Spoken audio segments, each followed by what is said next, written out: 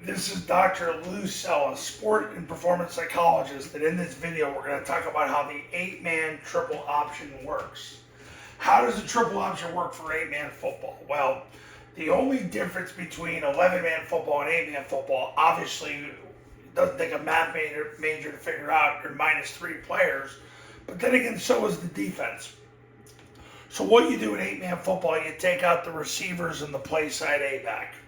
They're the 3 people that you can afford to take out without ruining the integrity of the concept. Once you do that, you pretty much do exactly what you do in 11-man football. There's one exception, but that would be in a later video. I actually made a video about it wasn't long ago, a couple weeks ago, a month ago. But anyway, how does the 8-man triple option work? You have a center, you have a guard, and you have 2 ends. The center's up on the ball with his dominant thumb on the laces, his least dominant hand down. The guards and the ends are 3.5 feet apart with their dominant hand at the heels of the center.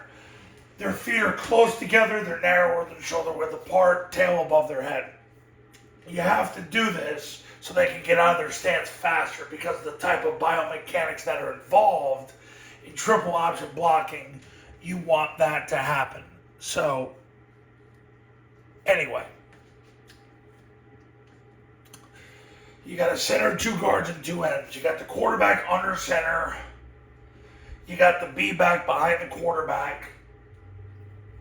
He's in a 3-point stance, narrower than shoulder width. His depth is determined by how fast he can get into the ball when the quarterback points the ball.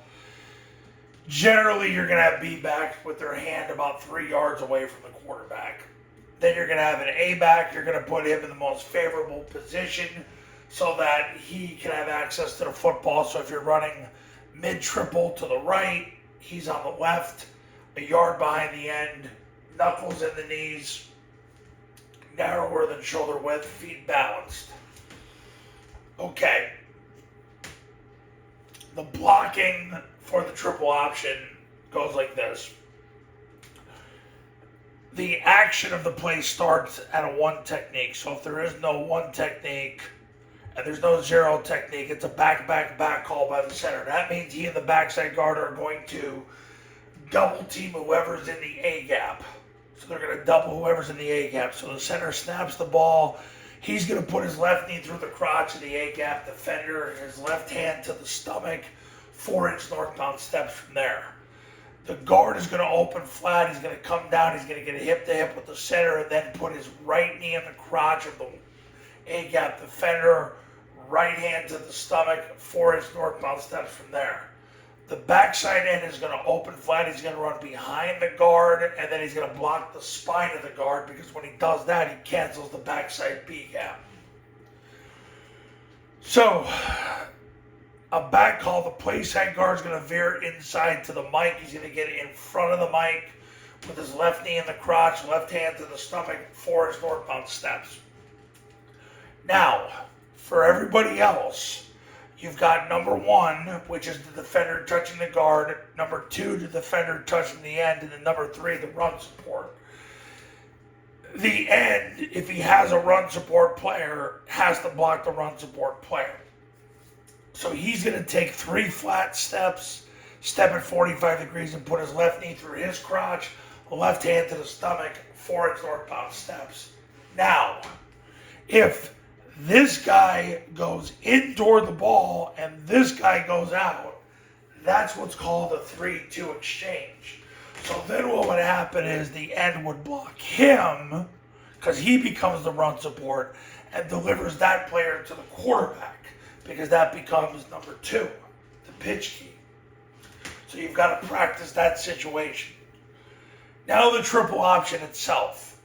The quarterback, B-back, and A-back are a 3-on-2 against the 2 unblocked defenders. The quarterback's job is to always make them wrong with the football. So the quarterback takes the snap, jumps back, points the ball. The B-back sprints through the ball, sprints through the play side hip of the guard, and sprints through the end zone unless this guy can cancel the B-back. If that's the case, the quarterback will reseat the ball, which means he'll bring the ball back 6 inches from his chest. He'll run off end, turn up and score. And if number 2 can tackle him, he'll stop his feet and flick the ball to the A coming around. Now, the cadence is down, ready, set, hut. Just before the ball snap, the A-back's going to take a big, wide 90-degree step. That's called a hammer step. He's going to take 2 135-degree steps and then turn up on the 4th step at 60 degrees to catch the pitch, hit the seam, and score. So that's how it happens. It's a 3-on-2 against the B and C gap defenders. So that's how it all works. Whoever's covering the guard and then the guy next to him. Now, if there was a guy covering the guard, nobody covering the end, and a guy outside, you would read the B gap defender and pitch out the D gap defender. If there was nobody covering the guard, but there was somebody covering the end, and then somebody that's either next to him or behind him, quarterback would cancel those 2 players. So you don't have to block them. So that's how the 8-man triple option offense works. At least that's how the mid-lane triple option concept works. It's a 3-on-2 against the quarterback, the B-back, the A-back, and then the play side defensive line. So coaches, if you want to win big in 2024, pick up the phone and give me a call. My number is on the thumbnail of this video. So is my website, the Triple Option Football Academy for 8-man and Triple Option Football Academy camps for 8-man. Show you how to run Air Force's modern day triple option offense the right way the first time for 8-man. Go to tripleoptionfootball.com/testimonials. You can read all the success stories that have come from the camps in the academy. And I'll see you later.